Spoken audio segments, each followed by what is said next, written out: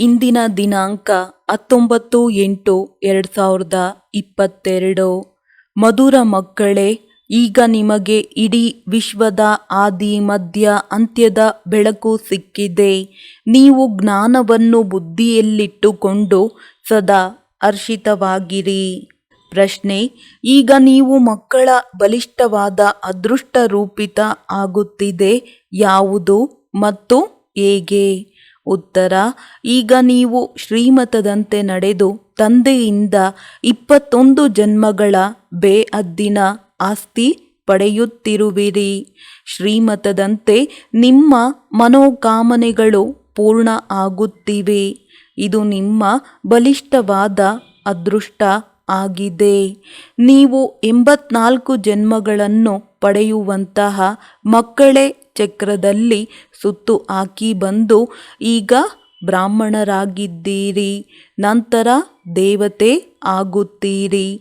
ನಿಮ್ಮ ಬುದ್ಧಿ, ಜ್ಞಾನ ಮತ್ತು ಯೋಗ ಬಲದಿಂದ ರಾವಣನ ಮೇಲೆ ಜಯಗಳಿಸಿದಾಗ ಶ್ರೇಷ್ಠ ಅದೃಷ್ಟ ಆಗುತ್ತದೆ. ನಾವು ತಂದೆಯ ಬಳಿ ಬಂದಿರುವುದು ನಮ್ಮ ಅದೃಷ್ಟ ರೂಪಿಸಲು, ಅರ್ಥಾತ್ ಲಕ್ಷ್ಮೀ ನಾರಾಯಣ ಪದವಿ ಪಡೆಯಲು ಎನ್ನುವುದು ನಿಮ್ಮ ಬುದ್ಧಿಯಲ್ಲಿದೆ. ಗೀತೆ: ಅದೃಷ್ಟ ಬೆಳಗಿಸಿಕೊಂಡು ಬಂದಿರುವೆ. ಓಂ ಶಾಂತಿ. ಇದು ಭಗವಂತನ ಪಾಠಶಾಲೆ ಆಗಿದೆ. ಇಲ್ಲಿ ಇರುವುದೇ ಭಗವಾನುವಾಚ ಮಕ್ಕಳ ಪ್ರತಿ ಗೀತೆಯ ಮೊದಲಿನ ಸಾಲಾಗಿದೆ. ಅದೃಷ್ಟವನ್ನು ಬೆಳಗಿಸಿಕೊಂಡು ಬಂದಿರುವೆ. ಈ ಈಶ್ವರೀಯ ವಿಶ್ವವಿದ್ಯಾಲಯದಲ್ಲಿ ಅಥವಾ ಬೇಅದ್ದಿನ ಪಾಠಶಾಲೆಯಲ್ಲಿ ಭಗವಂತ ಎಂದು ಒಬ್ಬರಿಗೆ ಹೇಳಲಾಗುತ್ತದೆ. ಭಗವಂತ ಅನೇಕರು ಇರುವುದಿಲ್ಲ. ಸರ್ವ ಆತ್ಮಗಳ ತಂದೆ ಒಬ್ಬರೇ ಇರುವರು. ಈಗ ಇದು ಒಬ್ಬ ತಂದೆ ಮತ್ತು ಅನೇಕ ಮಕ್ಕಳ ಸಂಘಟನೆ ಅಥವಾ ಮೇಳ ಆಗಿದೆ. ಜ್ಞಾನ ಸಾಗರ ಮತ್ತು ಜ್ಞಾನ ನದಿಗಳು. ನೀರಿನ ಸಾಗರಕ್ಕೆ ಜ್ಞಾನ ಸಾಗರ ಎಂದು ಹೇಳುವುದಿಲ್ಲ. ಜ್ಞಾನ ಸಾಗರನಿಂದ ಜ್ಞಾನ ನದಿಗಳು ಹುಟ್ಟುತ್ತವೆ. ಅದಾಗಿದೆ ಭಕ್ತಿ, ಇದಾಗಿದೆ ಜ್ಞಾನ. ಜ್ಞಾನಕ್ಕೆ ಹೇಳಲಾಗುತ್ತದೆ ಬ್ರಹ್ಮನ ಹಗಲು ಸತ್ಯಯುಗ, ತ್ರೇತಾಯುಗ ಮತ್ತು ಭಕ್ತಿ ಆಗಿದೆ ರಾತ್ರಿ ದ್ವಾಪರಯುಗ, ಕಲಿಯುಗ. ಸತ್ಯ ತ್ರೇತಾಯುಗದಲ್ಲಿ ಇರುವುದೇ ಸದ್ಗತಿ. ಸುಖಧಾಮಕ್ಕೆ ಹೋಗಬೇಕಾಗಿದೆ. ಸದ್ಗತಿಯನ್ನಂತೂ ಒಬ್ಬ ತಂದೆ ಮಾತ್ರ ಮಾಡುತ್ತಾರೆ. ಅವರು ಸದ್ಗತಿ ದಾತ ಆಗಿರುವರು. ಈಗ ನಿಮ್ಮ ಸದ್ಗತಿ ಆಗುತ್ತಿದೆ, ಅರ್ಥಾತ್ ಪತಿತರಿಂದ ಪಾವನ ಆಗುತ್ತೀರಿ. ರಾಜಯೋಗ ಕಲಿತು ಪತಿತರಿಂದ ಪಾವನ ಆಗುತ್ತಿರುವಿರಿ. ಸತೋಪ್ರಧಾನ ಆದರೆ ಸ್ವರ್ಗಕ್ಕೆ ಹೋಗುವಿರಿ. ಸತೋಪ್ರಧಾನರಿಂದ ಪುನಃ ತಮೋಪ್ರಧಾನ. ನೀವು ಹೇಗೆ ಆಗುತ್ತೀರಿ?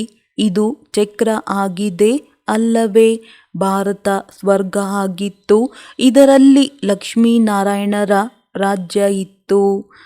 ಇಂದಿನವರೆಗೂ ಮಂದಿರ ಇತ್ಯಾದಿ ಕಟ್ಟುತ್ತಾರೆ. ಸತ್ಯಯುಗದಲ್ಲಿ ಇವರು ಅವಶ್ಯವಾಗಿ ಇದ್ದರು. ಈಗ ಕಲಿಯುಗ ಇದೆ. ಸತ್ಯಯುಗದಲ್ಲಿ ಯಥಾ ಮಹಾರಾಜ ಮಹಾರಾಣಿ ತಥಾ ಪ್ರಜಾ ಪಾವನ ಆಗಿದ್ದರು. ಲಕ್ಷ್ಮೀನಾರಾಯಣರು ಮಹಾರಾಜ ಮಹಾರಾಣಿ ಎಂದು ಹೇಳಲಾಗುತ್ತದೆ.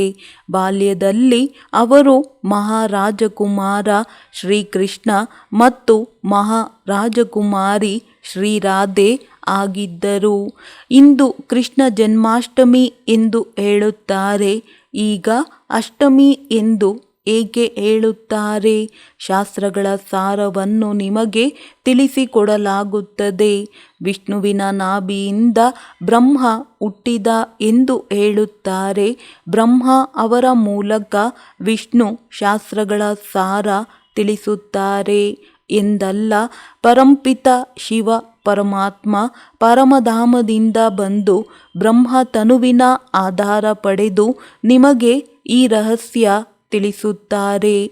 ಮನುಷ್ಯರು ಎಷ್ಟು ಪರಿಶ್ರಮ ಪಡುತ್ತಾರೆ, ಭಕ್ತಿ ಮಾಡುತ್ತಾರೆ, ಆದರೂ ಏನೂ ಸಿಗುವುದಿಲ್ಲ. ಆದ್ದರಿಂದ ಭಗವಂತ ಹೇಳುತ್ತಾರೆ, ಯಾವಾಗ ನಿಮ್ಮ ಭಕ್ತಿ ಪೂರ್ಣ ಆಗುತ್ತದೆ ಆಗ ನಾನು ಬರುತ್ತೇನೆ, ಏಕೆಂದರೆ ಪೂರ್ಣವಾಗಿ ನಿಮ್ಮ ದುರ್ಗತಿ ಆಗುತ್ತದೆ.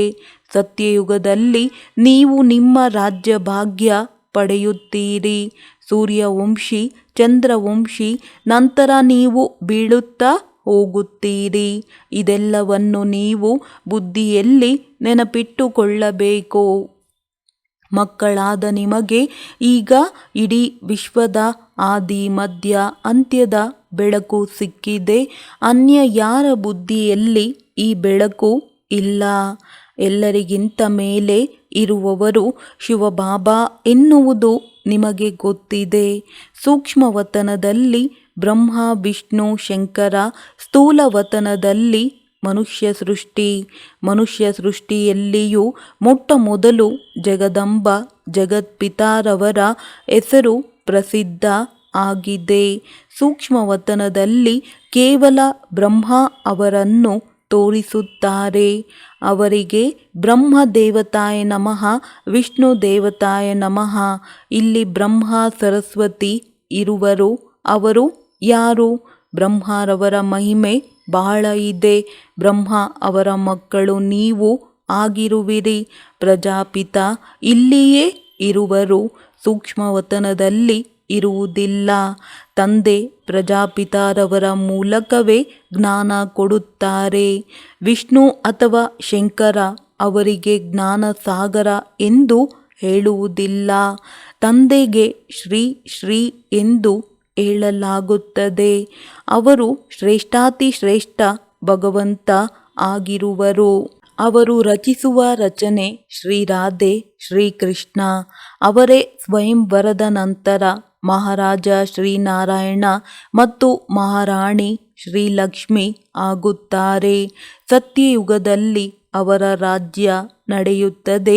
ತ್ರೇತಾದಲ್ಲಿ ರಾಮ ಸೀತೆಯರ ರಾಜ್ಯ ಇದೆ. ಸ್ವರ್ಗ ಎಂದು ಸತ್ಯಯುಗಕ್ಕೆ ಹೇಳಲಾಗುತ್ತದೆ. ನಂತರ 2 ಕಲೆಗಳು ಕಡಿಮೆ ಆಗುತ್ತವೆ. 16 ಕಲೆಗಳಿಂದ 14 ಕಲೆಗಳಲ್ಲಿ ಬಂದರು. ನಂತರ ದ್ವಾಪರದಿಂದ ಭಕ್ತಿ ಮಾರ್ಗ ಆರಂಭ ಆಗುತ್ತದೆ. ಈಗ ತಂದೆ ಹೇಳುತ್ತಾರೆ, ನೀವು ಮಕ್ಕಳನ್ನು ನಾನು ಸದ್ಗತಿಯಲ್ಲಿ ಕರೆದುಕೊಂಡು ಹೋಗುತ್ತೇನೆ. ಭಾರತ ಪಾವನವಾಗಿತ್ತು, ಪುನಃ ಪತಿತ ಯಾರು ಮಾಡಿದರು? ರಾವಣ. ಆದ್ದರಿಂದ ಕಲ್ಪಕಲ್ಪವೂ ನಾನೇ ಬರಬೇಕಾಗುತ್ತದೆ. ಪತಿತರನ್ನು ಪಾವನ ಮಾಡಬೇಕಾಗುತ್ತದೆ. ನೀವು ಇಲ್ಲಿ ಬಂದಿರುವುದು ಅದೃಷ್ಟ ರೂಪಿಸಿಕೊಳ್ಳಲು, ಅರ್ಥಾತ್ ವಿಶ್ವದ ಮಾಲೀಕರಾಗಲು. ಇದನ್ನು ಬುದ್ಧಿಯಲ್ಲಿಟ್ಟುಕೊಳ್ಳಿ ಎಂದು ತಂದೆ ತಿಳಿಸಿಕೊಡುತ್ತಾರೆ. ನೀವೇ ದೇವಿ ದೇವತೆ ಆಗಿದ್ದೀರಿ. ಈಗ ಬ್ರಾಹ್ಮಣರಾಗಿರುವಿರಿ, ಪುನಃ ದೇವತೆ ಆಗುತ್ತೀರಿ. ಇದು ಪಲ್ಟಿ ಆಟ ಆಗಿದೆ. ಮೊಟ್ಟ ಮೊದಲು ಜುಟ್ಟು ಇದೆ, ಅದರ ಮೇಲೆ ಶಿವಬಾಬಾ. ನಂತರ ಬ್ರಾಹ್ಮಣರ ರಚನೆ ಮಾಡಿದರು, ದತ್ತು ಮಾಡಿಕೊಂಡರು. ಮಕ್ಕಳಿಗೆ ತಂದೆ ಇರುತ್ತಾರೆ. ಅವರು ಹದ್ದಿನ ತಂದೆ, ಇವರು ಬೇಹದ್ದಿನ ತಂದೆ. ಪ್ರಜಾಪಿತ ಬ್ರಹ್ಮರವರಿಗೆ ಪಿತಾಮಹ, ಗ್ರೇಟ್ ಗ್ರೇಟ್ ಗ್ರ್ಯಾಂಡ್ ಫಾದರ್ ಎಂದು ಹೇಳಲಾಗುತ್ತದೆ. ಶಿವಬಾಬಾ ಬಂದು ಈ ಸಂಗಮದಲ್ಲಿ ಬ್ರಹ್ಮ, ಸರಸ್ವತಿ ಮತ್ತು ನೀವು ಮಕ್ಕಳನ್ನು ದತ್ತು ಮಾಡಿಕೊಂಡಾಗ ಅವರ ಮಹಿಮೆ ಇರುತ್ತದೆ. ಈಗ ಪುನಃ ನಿಮ್ಮನ್ನು ಪಾವನ ಮಾಡುತ್ತಿರುವರು. ನಾವು ತಂದೆಯಿಂದ ಪುನಃ ಆಸ್ತಿ ಪಡೆಯಲು ಬಂದಿರುವೆವು ಎನ್ನುವುದು ನಿಮಗೆ ತಿಳಿದಿದೆ. ಕಲ್ಪಕಲ್ಪವು ತೆಗೆದುಕೊಳ್ಳುತ್ತೇವೆ. ಪುನಃ ರಾವಣನ ರಾಜ್ಯ ಆರಂಭ ಆದಾಗ ಬೀಳಲು ಆರಂಭವಾಗುತ್ತದೆ. ಅರ್ಥಾತ್ ಪಾವನ ಇದ್ದವರು ಪತಿತ ಆಗುತ್ತಾರೆ. ಈಗ ಇಡೀ ಸೃಷ್ಟಿ ರಾವಣನ ರಾಜ್ಯ ಆಗಿದೆ. ಎಲ್ಲರೂ ದುಃಖಿ ಆಗಿದ್ದಾರೆ, ಶೋಕವಾಟಿಕೆಯಲ್ಲಿದ್ದಾರೆ. ಸತ್ಯಯುಗದಲ್ಲಿ ಎಂತೂ ದುಃಖದ ಮಾತೆ ಇರುವುದಿಲ್ಲ. ಇಂದು ಶ್ರೀಕೃಷ್ಣ ಜನ್ಮಾಷ್ಟಮಿ. ದೇವಕಿಗೆ 8ನೇ ನಂಬರಿನ ಮಗುವಾಗಿ ಶ್ರೀಕೃಷ್ಣ ಹುಟ್ಟಿದ ಎಂದು ಹೇಳುತ್ತಾರೆ. ಈಗ 8ನೆಯ ನಂಬರ್ನಲ್ಲಿ ಕೃಷ್ಣ ಜನ್ಮ ತೆಗೆದುಕೊಳ್ಳುವನೇನು? ಕೃಷ್ಣನ ಜನ್ಮ ಆಗುವುದು ಸತ್ಯಯುಗದಲ್ಲಿ. ಅವರು ಅವನನ್ನು ದ್ವಾಪರದಲ್ಲಿ ತೆಗೆದುಕೊಂಡು ಹೋಗಿದ್ದಾರೆ. ಅಂದ ಮೇಲೆ ಇದು ಸುಳ್ಳಾಯಿತು ಅಲ್ಲವೇ? ಕೃಷ್ಣ ಹೇಗೆ 84 ಜನ್ಮಗಳನ್ನು ಪಡೆಯುತ್ತಾನೆ ಎನ್ನುವುದು ಈಗ ನಿಮಗೆ ಗೊತ್ತಿದೆ. ಈಗ ಅಂತಿಮ ಜನ್ಮದಲ್ಲಿ ಓದುತ್ತಿರುವರು. ಸತ್ಯಯುಗದಲ್ಲಿ ಕೃಷ್ಣನ ತಂದೆ ತಾಯಿಗೆ 8 ಮಕ್ಕಳಂತೂ ಇರುವುದಿಲ್ಲ.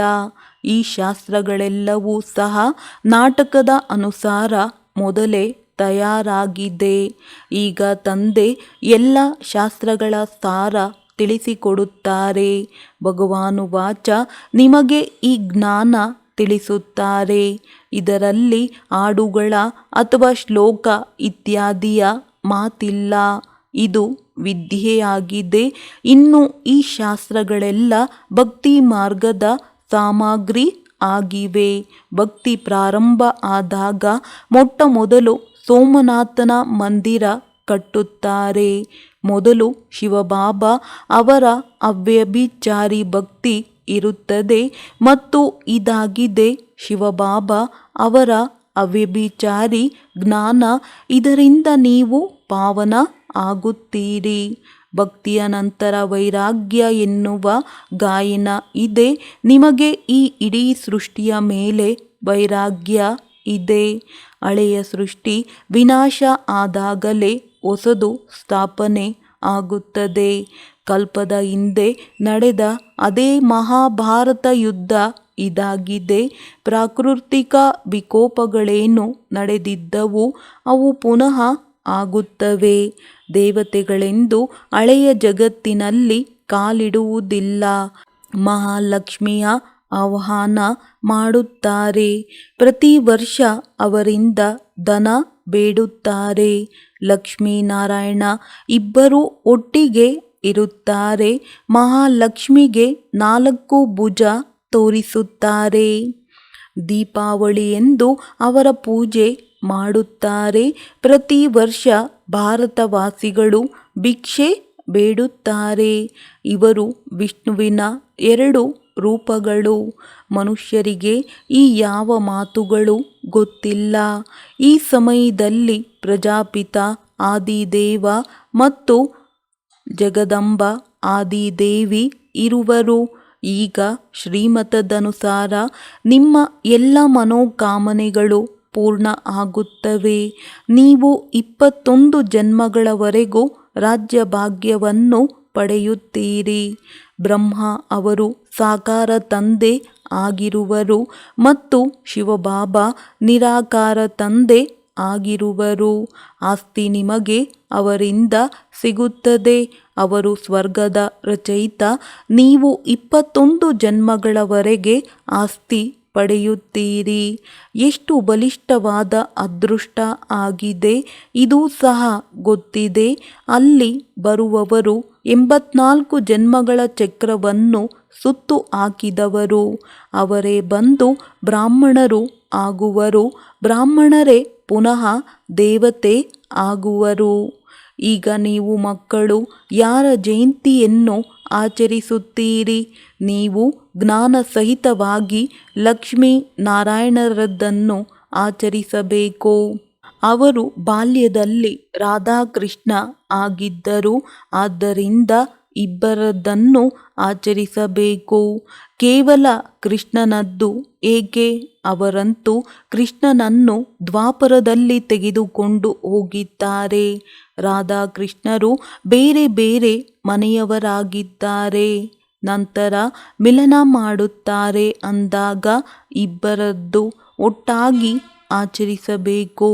ಇಲ್ಲದಿದ್ದರೆ ಕೃಷ್ಣನ ಜನ್ಮ ಯಾವಾಗ ಆಯಿತು ಎನ್ನುವುದು ತಿಳಿದುಕೊಳ್ಳುವುದಿಲ್ಲ. ನಿಮಗೆ ಈಗ ಗೊತ್ತಿದೆ. ಕೃಷ್ಣನ ಜನ್ಮ ಸತ್ಯಯುಗ ಆದಿಯಲ್ಲಿ ಆಯಿತು. ರಾಧೆಯ ಜನ್ಮವು ಸತ್ಯಯುಗದ ಆದಿಯಲ್ಲಿ ಆಯಿತು. 2-3 ವರ್ಷಗಳ ಅಂತರ ಇರಬಹುದು. ನಿಮಗೆ ಎಲ್ಲದಕ್ಕಿಂತ ಸರ್ವೋತ್ತಮ ಆಗಿರುವುದು ಶಿವಜಯಂತಿ. ಶಿವಬಾಬಾ ಒಬ್ಬರೇ ನನ್ನವರು, ಬೇರೆ ಯಾರೂ ಇಲ್ಲ. ನೀವು ಈಗ ದೇವತೆ ಆಗುತ್ತಿರುವಿರಿ. ಲಕ್ಷ್ಮೀನಾರಾಯಣ ರಾಮ ಸೀತೆ ಆಗುತ್ತಿರುವಿರಿ. ರಾಮ ಸೀತೆಯರಿಗೆ ಕ್ಷತ್ರಿಯ ಚಂದ್ರವಂಶಿ ಎಂದು ಏಕೆ ಹೇಳಲಾಗುತ್ತದೆ ಎನ್ನುವುದನ್ನು ತಿಳಿದಿರುವಿರಿ.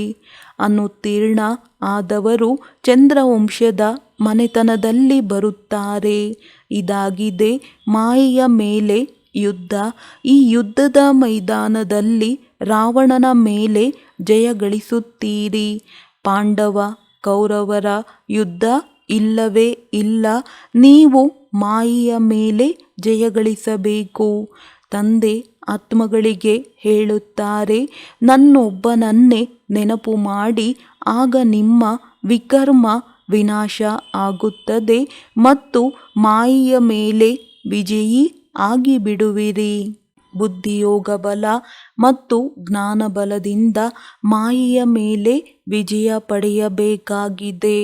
ಭಾರತ ಪ್ರಾಚೀನ ಯೋಗ ಬಹಳ ಪ್ರಸಿದ್ಧ ಇದೆ.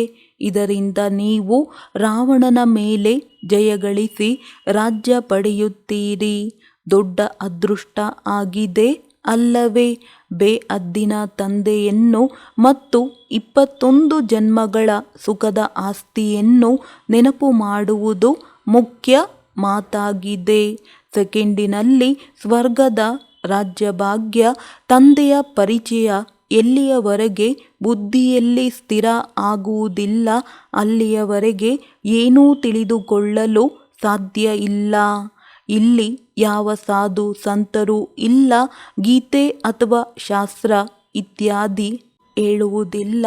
ಸಾಧು ಜನರು ತಿಳಿಸುವಂತೆ ಗಾಂಧಿಯವರೂ ಸಹ ಗೀತೆಯನ್ನು ಹೇಳುತ್ತಿದ್ದರು ಮತ್ತು ಪುನಃ ಪತಿತ ಪಾವನ ಸೀತಾರಾಮ ಎಂದು ಆಡುತ್ತಿದ್ದಾರೆ. ಈಗ ಗೀತೆಯನ್ನಂತೂ ಭಗವಂತ ಹೇಳಿದ್ದು. ಗೀತೆಯ ಭಗವಂತ ಕೃಷ್ಣನಾಗಿದ್ದರೆ ಪುನಃ ರಾಮ ಸೀತೆಯರನ್ನು ಏಕೆ ನೆನಪು ಮಾಡಬೇಕು? ವಾಸ್ತವದಲ್ಲಿ ಸೀತೆಯರು ನೀವಾಗಿರುವಿರಿ. ರಾಮ ನಿರಾಕಾರ ಭಗವಂತ ಆಗಿರುವರು. ಎಲ್ಲರೂ ಭಕ್ತರು ಏ ರಾಮ ಎಂದು ಕರೆಯುತ್ತಾರೆ. ಏ ಭಗವಂತ, ನೀವು ಬಂದು ಸೀತೆಯರಾದ ನಮ್ಮನ್ನು ಪಾವನ ಮಾಡಿರಿ. ಪುನಃ ರಘುಪತಿ ರಾಘವ ರಾಜಾರಾಮ ಎಂದು ಆಡುತ್ತಾರೆ. ಹೇಳಿ ಕೇಳಿದ ಮಾತುಗಳನ್ನು ಹಿಡಿದುಕೊಂಡು ಬಿಡುತ್ತಾರೆ. ಹಾಗಾದರೆ ಗಂಗೆಯನ್ನು ಪತಿತ ಪಾವನಿ ಎಂದು ಏಕೆ ಹೇಳುತ್ತೀರಿ? ಭಕ್ತಿ ಮಾರ್ಗದಲ್ಲಿ ಬಹಳ ಜನರು ಅಲ್ಲಿಗೆ ಹೋಗುತ್ತಾರೆ. ವರ್ಷವೂ ಮೇಳ ನಡೆಯುತ್ತದೆ.